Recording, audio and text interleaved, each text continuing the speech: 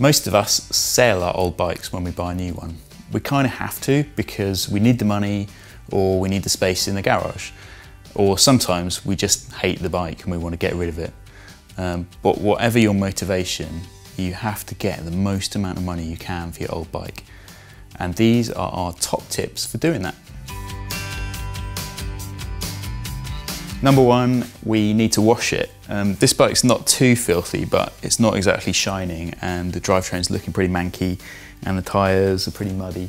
So we've got to wash it and then we've got to polish it and make it shine so you can see your face in it.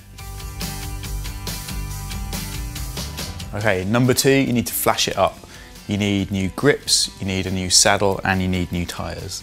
Those are the key three things that you've got to change. They're basically the points that take the most beating on the trail when you're riding. So those are the things that are going to show up most if they look tatty. There we go. How much better does that look now?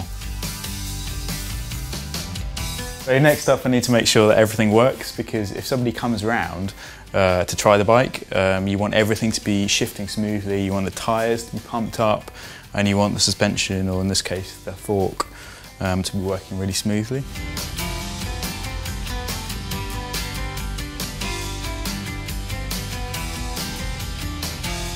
Finally, we've got to take some good photos. If you don't, you're potentially knocking hundreds of quid off the value of your bike, because nobody will be able to see what you've done to it. So we're going to go somewhere, find a nice neutral background and take some great shots. Okay, so there you are, you're good to sell.